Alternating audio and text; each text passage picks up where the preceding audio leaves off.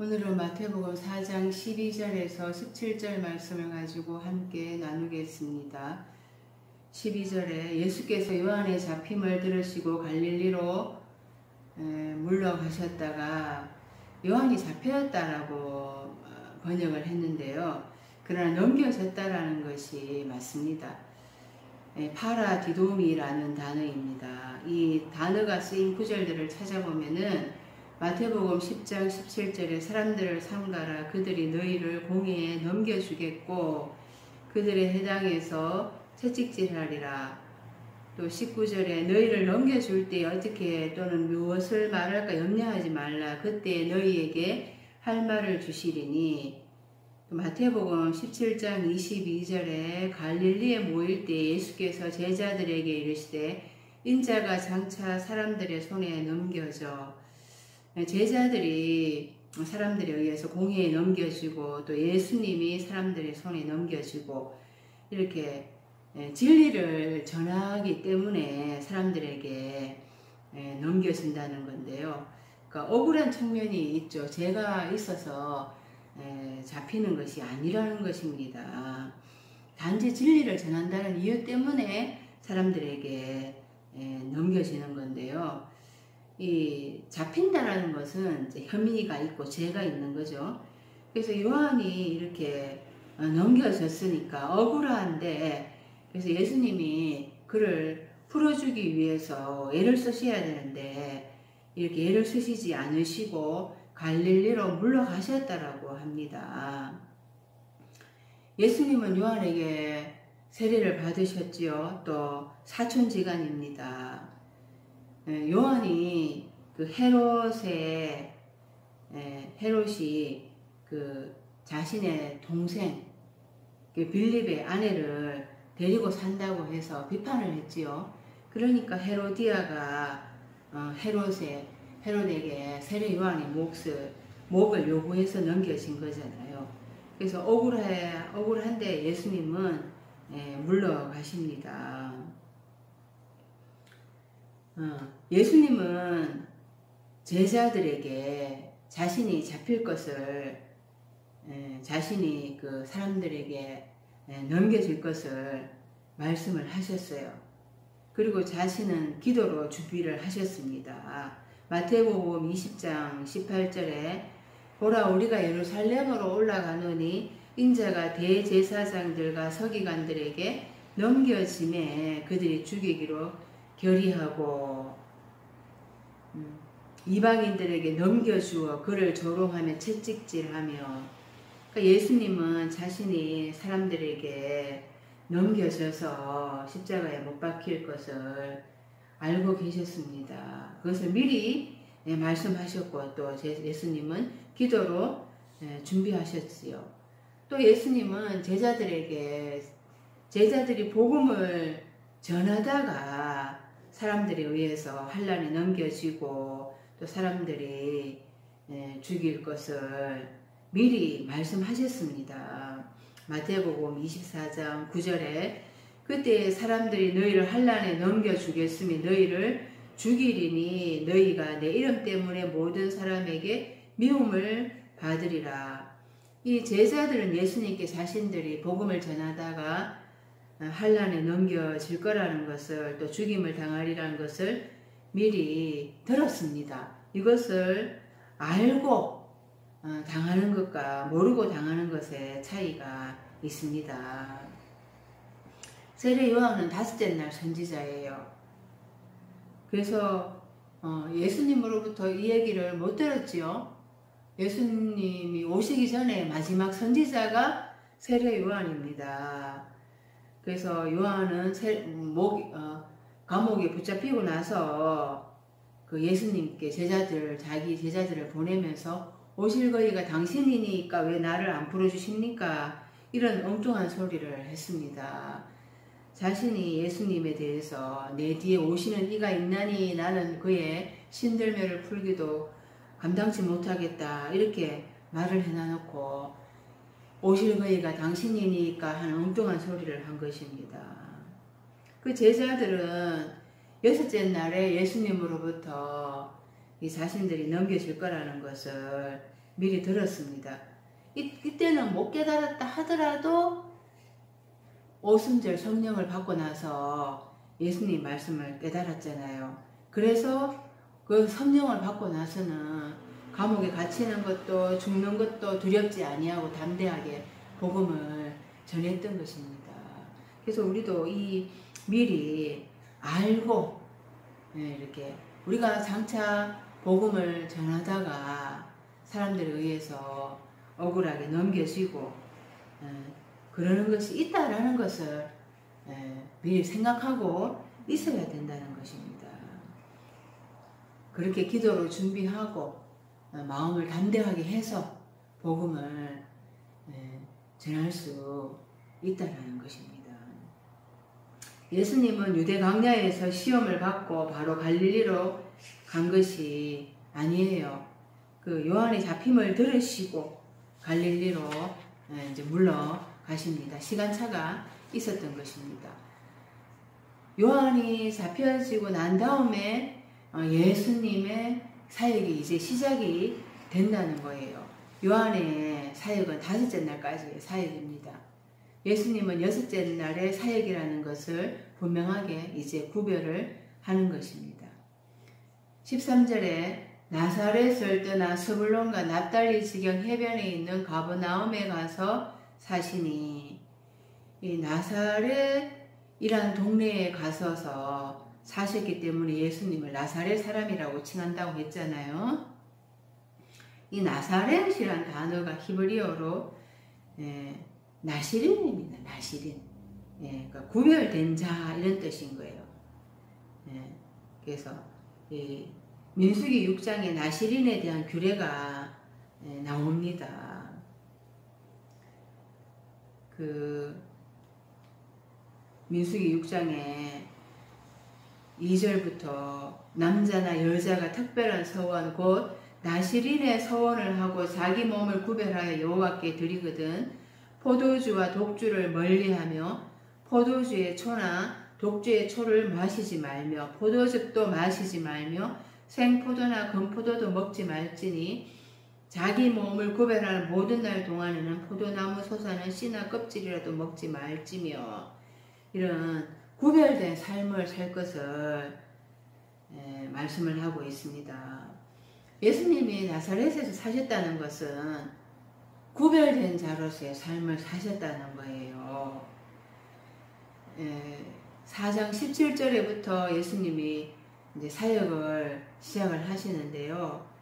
그 사역을 하시기 전에 나시린으로서의 구별된 삶을 사셨다라는 게 나사렛이란 단어로 그렇게 표현하고 하고 있는 것입니다. 그 사역을 이제 하시기 위해서 이제 나사렛을 남겨두고 놓아놓고 이제 가버나움으로 가시는 것입니다. 3장에서 세례를 받았지요. 그러니까 4장에 이제 시험을 치렀지요. 그러니까 시험장을 이제 통과하니까 이제 사역을 하기 위해서 그동안에 구별된 삶을 살았던 것을 이제 다 이제 졸업을 해야 되잖아요. 졸업을 하고 이제 사역을 하기 위해서 나사렛을 이제 떠나게 된다 이런 뜻인 것입니다. 이 가버나움에 가서 사신다. 이 가버나움이라는 단어는 카페르나움이란 뜻이거든 단어이거든요. 이 카파르 히브리어의 카파르 마을 그리고 또 나훔 위로라는 단어가 합성되었어요. 이 카파르라는 단어는 덥다라는 뜻을 가지고 있습니다. 창세기 6장 14절에 너는 잣나무로 너를 위하여 방주를 질 때 그 안에 간들을 막고 역청으로 그 안에 칠하라. 노아에게 방주를 지어라고 하나님 말씀을 하고 있습니다. 이 방주가 커다란 배지요. 상자 모양의 커다란 배인데요. 이 잣나무가 이제 히브리어로 고페르라는 단어이고요. 또 역청이 코페르라는 가족들라는 단어이고, 치라라라는 단어가 또 가파르라는 단어인데, 이 모두가 이 가파르라는 단어에서 왔습니다. 그러니까 전부 이 방주를 덮어라, 이 덮어라는 뜻입니다. 이 역청으로 이렇게 방주를 뭐 물이 안 들어오도록 칠하라, 이렇게 이제 우리가 이해를 할 수 있는데, 이 덮어라라는 뜻입니다. 그러니까 이 베드로전서 3장 20절에 방주에서 물로 말미암아 구원을 얻은 자가 몇 명뿐이니 겨우 8명이라. 방주에서 노아와 가족들 해서 8명이 구원을 받잖아요. 그러니까 물에서 구원을 얻게 되는데요. 이 노아의 방주는 둘째 날 비가 오는 것에서 구원을 받기 위해서 하나님이 이제 방주를 지으라고 했습니다. 그러니까 이 둘째 날부터 이제 물이 쏟아지기 시작을 했잖아요. 그러니까 홍수가 이제 쏟아지기 시작을 했는데, 이 물이 범람을 한 것입니다. 그 사상이 범람을 하는 거예요. 거기에서 이제 노아를, 그 가족들을 이제 구원을 한 것인데요. 이 방주라는 것이 바로 성전을 이야기하는 것입니다. 그래서 성전된 이제 나를 이야기하는 거죠. 나를 구원하기 위해서 그 물로 온갖 사상이 나를 죽이려고 범람하는 그런 가운데서 나를 구원하기 위해서, 이 방주인 나를 구원하기 위해서 이제 덮어놓는다, 이런 뜻인 것입니다. 온갖 사상이 난무하는 가운데서 나를 구원하시기 위해서 나의 그 모든 죄를 다섯째 날까지는 덮어놓는다, 이런 뜻인 것입니다. 이사야서 40장 2절에 너희는 정당히 예루살렘에 말하며 그것에게 외쳐보아라. 그 복역의 때가 끝났고 그 죄악의 사함을 입었느니라. 그 모든 죄를 인하여 여호와의 손에서 배나 받았느니라 할지니라. 이 복역의 때가 끝났고 그 죄악의 사함을 입었느니라, 이렇게 말씀을 하는데요. 이 복역이라는 히브리어 단어가 차바입니다. 그 군대용어 싸우다, 이런 뜻인 거예요. 이 다섯째 날까지 하나님 나라의 군인으로서의 그 싸우는 그 기간이 이제 끝났다라는 거예요. 이 싸우는 기간이 죄와 사망의 법 아래서 그 복역을 한 것이라고 말하고 있는 것입니다. 감옥에 갇혀가지고 죄와 사망의 법 아래서, 죄와 사망의 법 아래서 싸우느라고 그 감옥살이 한 것, 그거를 복역이라고 번역을 하고 있습니다.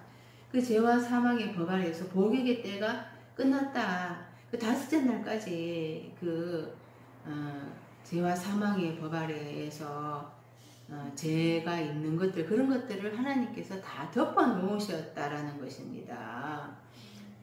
그거를 이제 위로하러 오셨다라는 거예요. 나움이 위로하다, 이런 뜻이거든요. 나움서가 있잖아요. 위로하다, 이런 뜻입니다. 창세기 6장 6절에 땅 위에 사람 지으셨음을 한탄하사 마음에 근심하시고, 한탄하다가 아니라 하나님이 위로하다, 이런 뜻인 것입니다.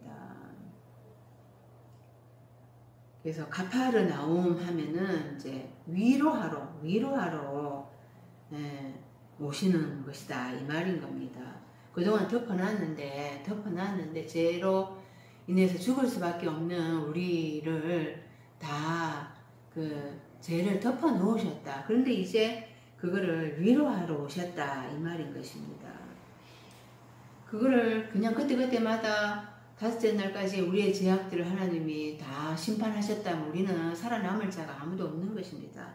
그래서 덮어 놓으시고 이제 위로하러 오셨다, 이런 뜻인데요. 가버나움이 바다 곁입니다. 갈릴리 바다 곁이에요. 그래서 이 바다라는 게 사상이잖아요. 사상의 이 바다.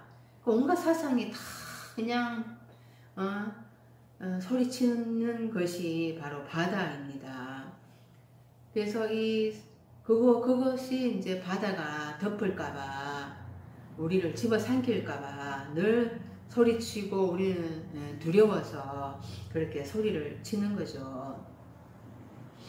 그런데 이제 그 예수님께서 위로하러 오셨다, 이런 것입니다. 이 스불론 또 납달리가 무슨 뜻인가?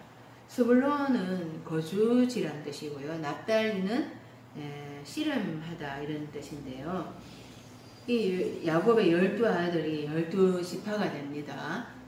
그리고 나중에 12사도가 되는데요.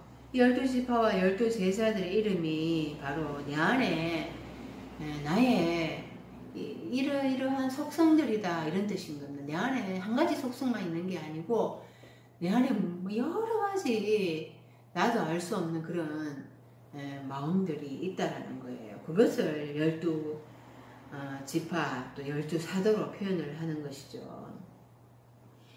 이 스불론과 납달리가 이 바닷가 근처에 있는데, 갈릴리 바닷가 근처에 있는데, 이 사상의 바다 옆에서 거주하느라고, 이 삶에 대해서 경쟁하고 씨름하느라고 삶이 힘들다, 이런 뜻인 거예요. 그래서 이제 그것을, 그러니까 예수님이 위로하러 가셨다, 이런 뜻인 것입니다. 내가 위로하기 위해서 이제 가버나움에 오셨다, 이런 뜻이에요. 14절에 이는 선지자 이사야로 하신 말씀을 이루려 하심이라 일렀으되, 선지자 이사야가 다섯째 날에 선지자이죠. 그 다섯째 날까지의 삶이 이렇게 거주하느라고 삶을 지탱하기 위해서, 거주하기 위해서 씨름하느라고 삶이 힘들다, 이런 것을 이사야 선지자를 통해서 말씀을 해 놓으셨습니다. 그 사상에 범람하는 그런 가운데서, 불안하고 어두운 가운데서 두려워서 소리치고 있는 그런 자들에게 예수님이 이제 가버나움에 위로하러 오셨다라는 것을 이제 이사야를 통해서 말씀해 놓으셨다는 겁니다. 선지자 이사야가 말했을 때는 부정가고 수동태로 쓰였습니다. 그런데 예수님을 통해서 이제 지금 현재 능동태로 바뀌어집니다. 기록되어진 말씀은, 이사야서 선지자를 통해서 기록되어진 말씀은 과거형입니다. 그런데 예수님이 오셨기 때문에 이제 현재형이 되는 것입니다. 이사야를 통해서 말했을 때는 과거지만은 그 예수님이 오셔서 말씀하시기 때문에 현재라는 것입니다. 그래서 내가 지금 이사야 선지자 과거에 말했지라고 역사적 개념으로 들으면은 이거는 과거에 불과한 이야기입니다. 하지만은 예수님을 통해서 이제 말씀하시면은 그것은 지금 나에게 말씀하시는 것이 됩니다. 15절에 스불론 땅과 납달리 땅과 요단강 저편 해변길과 이방의 갈릴리여. 이 스불론 땅, 납달리 땅, 이 요단강 저편 해변길, 이방의 갈릴리, 이렇게 전부 지명으로 표현을 하고 있는데요. 이런 것들이 전부 내 안에 있는 속성을 이야기하는 것입니다. 이 스불론이 히브리어로 자불론 해서 거주지, 거주하다, 둘러싸다, 이런 자발에서 유래를 했습니다. 창세기 30장 20절에서 레아가 이르되 하나님이 내게 후한 선물을 주시도다.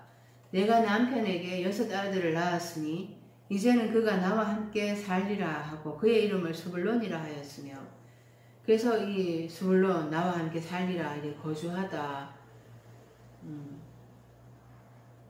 이런 뜻으로 이렇게 이제 표현을 했는데요.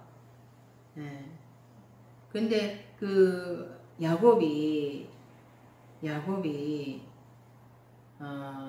레아에게 마음을 두지 않았잖아요. 이 스불론은 레아의 아들입니다. 레아가 낳은 아들인 거예요. 그 라헬을 야곱이 좋아했습니다. 그러니까 이제 내가 이 6명, 아들 6명, 그리고 딸 1명 낳았잖아요. 그죠? 이 레아가 6명이나 낳았으니까 얼마나 하나님이 내게 후한 선물을 주셨는가. 그래서 그가 이제 나와 거주할 것이다. 함께 살 것이다. 그런데 야곱은 레아에게 오지 않았습니다. 레아에게 오지 않았고 그 라헬을 내게 계속해서 마음을 두었죠. 그 레아의 마음을 표현하는 것이 바로 스불론 나와 거주할 것이다. 나와 함께 살 것이다.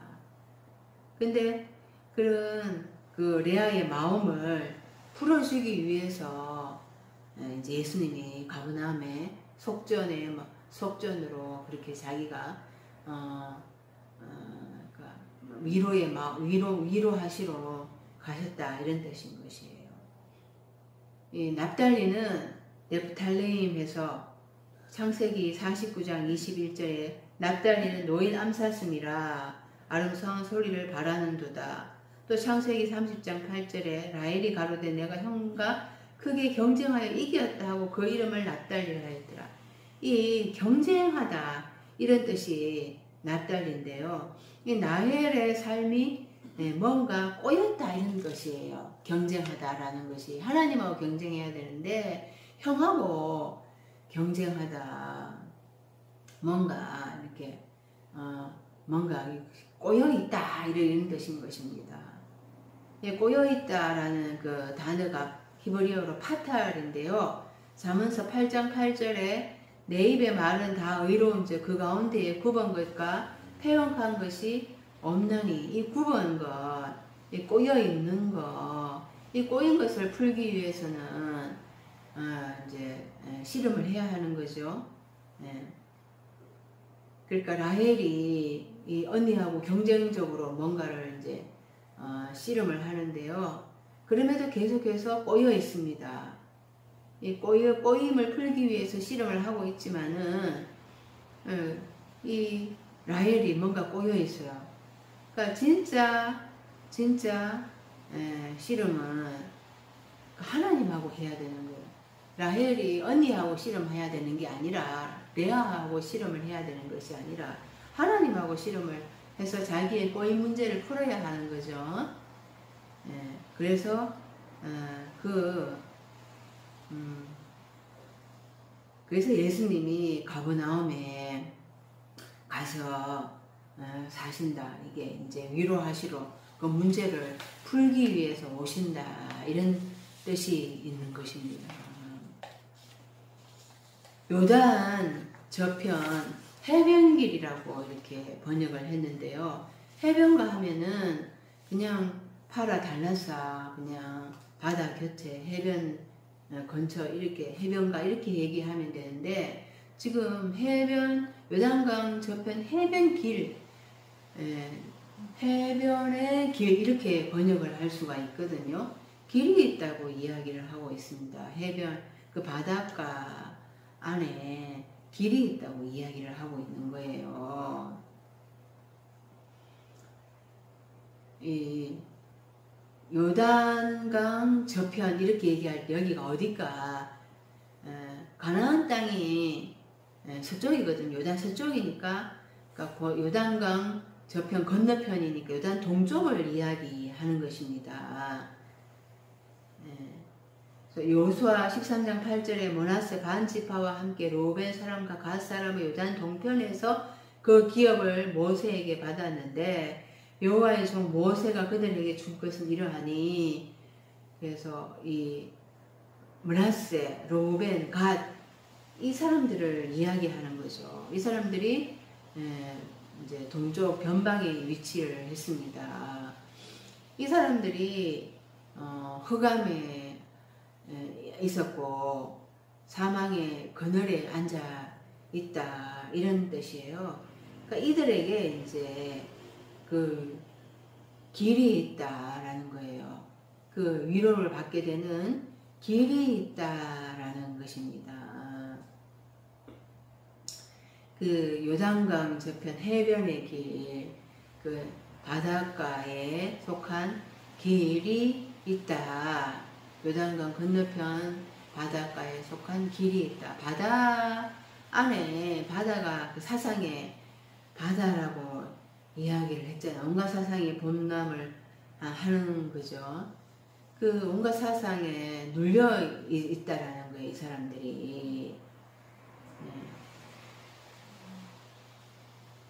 온갖 사상에 찌들려서 있는데 먹고 사느라고 삶이 꼬여있고 경쟁을 하고 거주하느라고 막 힘들어 있는 그 사람들에게 예수님이 오셔서 위로하시기 때문에 그들에게 길이 있다라는 것입니다. 그리고 이방의 갈릴리어, 이 이방의 갈릴리어라고 번역을 했는데 이방이라기보다는 열국 삶의 갈릴리어, 이 갈릴리라는 단어가 히브리어로 갈랄이라는 뜻이거든요. 갈랄, 구르다 이런 뜻입니다. 여호수아서에 그 이스라엘 백성들이 요단강을 건너고 나서 애굽의 수치를 물러가게 했다 하면서 거기에 이제 돌을 쌓잖아요. 그게 길갈이거든요. 그곳이 길갈이거든요. 이 길갈이 갈랄에서 유래를 했습니다. 애굽의 수치를 굴러가게 하다. 애굽이라는 게 미즈라임, 이 압박받는 곳에서의 그 부끄러운 수치를 다 이제 물러가게 하겠다, 굴러가게 하겠다 이런 뜻인데요. 압박받는 게 어디에서 압박받는가 하면은 인생이 세상살이에서 삶을 사느라고 압박을 받잖아요. 세상살이가 고달프거든요. 인생 삶이 눈물과 고통과 고난이라는 거죠. 그 인생의 삶을 갈랄, 구르다, 인생의 삶을 굴러가는 것을 갈랄, 길갈이라고 표현을 했는데요. 그 인생 부끄러운 세상살이에서의 그 눈물과 고통과 고난의 삶을 그 수치들을 세상살이에서의 압박으로 인해서 그런 사느라고 부끄러운 수치들을 다 굴러가게 하겠다라는 게 그게 길갈이고 갈랄입니다. 이게 갈릴리예요. 그래서 갈릴리, 이방의 갈릴리. 그래서 이 갈릴리에서 제자들을 부르는데요. 이 부르다, 부르는 게 바로 인생이라는 것입니다. 인생을 하나님은 우리 인생을 부르게 하시죠. 세상살이에서 압박도 당해보고 눈물도 슬픔도 고통도 당해보라고 하나님은 부르게 하십니다. 그게 바로 인생의 삶을 갈릴리, 온갖 사상에 범람을 하기 때문에 갈릴리 바다로 표현을 하는 것입니다. 이런 것이 바로 16절에 흑암에 앉은 백성이고 사망의 땅과 그늘에 앉은 삶이라는 것입니다.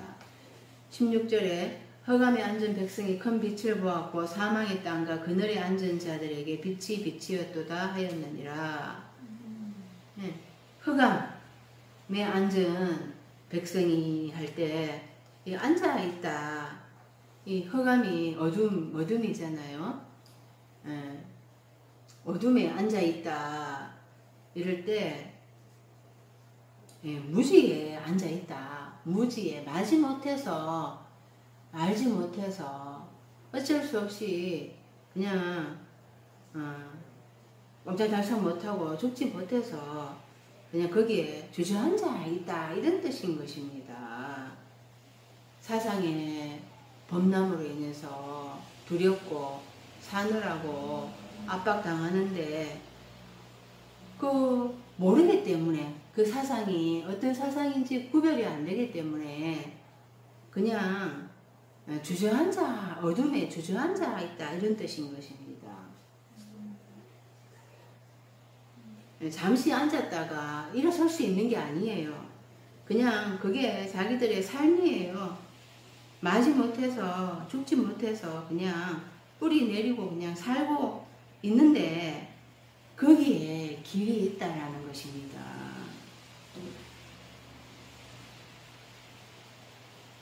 이 사망의 지역과 그늘에 앉은 삶에게 사망, 죽음과 같은 그런 삶이라는 거예요. 숨은 쉬고 있는데 평안도 없고 기쁨도 없고 그리고 그늘에 앉은 삶이 그늘이라는 게 그림자의 삶이라는 것입니다. 골로새서 2장 17절에 이것들은 장래일의 그림자이나 몸은 그리스도의 것이니라. 이 성막이 또 절기 이런 것들이 장래일의 그림자라는 거죠. 본체가 아니라는 겁니다. 히브리서 8장 5절에 저희가 섬기는 것은 하늘에 있는 것의 모형과 그림자라 모세가 장막을 지으려 할 때 지시하심을 얻은것 같으니 가라사대 산과 모든 것을 산에서 내게 보이던 본을 조차 지어라. 이 성막이 하늘의 모형과 그림자라는 것입니다. 이런 흑암이고 또 사망이고 그들의 주저앉아 있는 삶에게 빛이 임했다 이런 뜻이에요. 이 빛이 누구입니까? 예수님입니다. 이 빛이 창세기 1장 3절에 빛이 있으라 하시네. 그때 출발을 해가 이제 이 여섯째 날에 예수님이라는 빛으로 나타나는 것입니다. 큰 빛 이러니까 뭐 물리적인 빛이 환하게 비치다 이런 뜻이 아니라 그 예수님이라는 그 위대한 빛이 이제 임했는데 이제 알아본다 이런 뜻인 겁니다.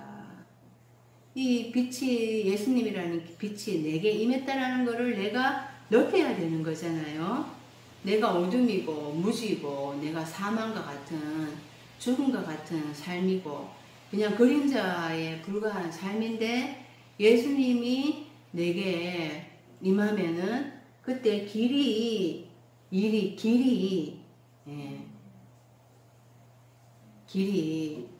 생긴다라는 것입니다. 그것을 이제 인식을 해야 하는 거죠. 그것을 내가 깨달아야지 그 빛을 내가 깨달아야지 내가 길을 발견하게 되는 것입니다. 이 빛이 비추었도다 하니까 어떤 물리적인 빛이 비치는 것보다 라고 생각을 하는데 그게 아니라 예수님의 그 위대한 빛이 내게 내 안에서부터 떠올랐다 이런 뜻이에요. 아나텔로라는 단어인데요. 그 완성된 것이 위로 떠오르다 이런 것입니다.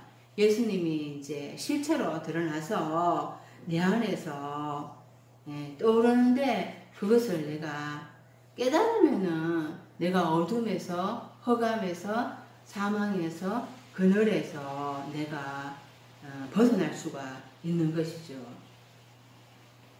베드로후서 1장 19절에 또 우리에게도 확실한 예언이 있어 어두운 데 비치는 동불과 같으니 날이 새어 샛별이 너희 마음에 떠오르기까지.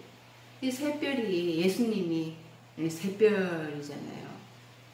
그러니까 이 새벽별이거든요. 새벽별. 예수님이라는 이 새벽별이 내 마음 안에서 떠올라야 되는 게 둥실둥실 떠올라야 되는 거예요. 내 마음이 허감이고 사망인데 그것을 다 물리치기 위해서는 예수님의 빛이 내 안에서 떠올라야 되는 거예요. 그때 내가 깨달음이 임하게 되면서 어둠을 이해하고 빛을 이해하고 그래서 구별이 되니까 내가 그런 온갖 잡다한 사상에서 이렇게 비로소 해방이 된다 이런 뜻인 것입니다. 요한복음 12장 35절에 예수께서 가라사대 아직 잠시 동안 빛이 너희 중에 있으니 빛이 있을 동안에 다녀 어둠에 붙잡히지 않게 하라. 어둠에 다니는 자는 그 가는 바를 알지 못하느니라. 너희에게 아직 빛이 있을 동안에 빛을 믿으라. 그리하면 빛의 아들이 되리라. 예수님이 빛이잖아요. 그 예수님의 그 빛을 깨닫고 빛을 믿을 때 어둠을 물리칠 수가 있고 어둠에 잡히지 않을 수가 있게 되는 것입니다. 사망에 붙잡히지 않을 수가 있게 되는 것입니다.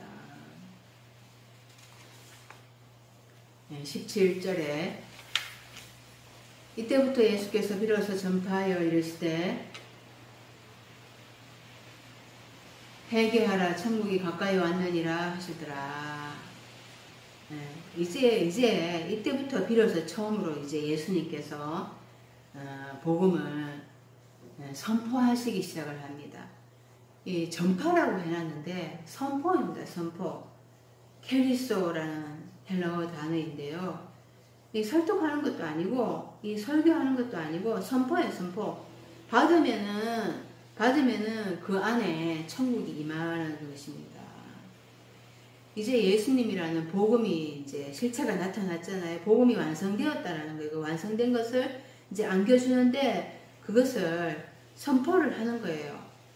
그러니까 선포를 하면서 설득하는 거 아니고 그래서 그것을 받으면은 그 사람에게서 천국이 하늘나라가 그에게 임하게 되는 것입니다.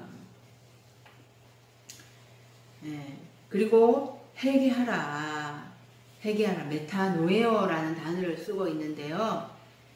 이 메타라는 단어가 이제 노에오 하는 단어하고 이렇게 합성이 되면은 화학적인 결합이 일어납니다. 이 화학적인 결합이 일어난다. 이거는 변화가 일어난다. 이런 뜻이에요. 나무에 못을 박으면은 변화가 일어나지가 않잖아요. 아무리 결합이라 하더라도 나무하고 못하고 이렇게 결합이 됐다 하더라도 화학적인 결합이 안 일어나는데 이것은 물리적인 결합입니다. 변화가 일어나지 않습니다. 그런데 이 메타하고 이 노에오, 메타는 함께라는 단어이고 노에오는 깨닫다, 이해하다 이런 단어예요. 근데 이게 결합이 되면은 이제 화학적인 결합이 일어나서 깨달으면서 회개가 일어나고 변화가 일어난다 이런 뜻인 것입니다. 우리가 어릴 때 반성문 쓰잖아요. 잘못했습니다. 다시 안 그러겠습니다. 하지만은 또다시 그 잘못을 또 해요. 그런데 이 메타노예요. 깨달음에 이제 결합이 되면서 그때 회개가 일어나면은 내 안에서 처절한 그런 자복한 역사가 일어나면서 가던 길을 돌이켜서 완전히 새롭게 개선이 된다 이런 뜻인 것입니다. 내 안에 있는 그런 어두움들을 내가 이해를 하게 되면서 빛이 무엇인가 하는 것도 이해를 하게 되면서 그래서 예수 그리스도의 그 길을 내가 선택을 하게 되는 거죠. 그게 바로 메타노에오라는 단어인 것입니다.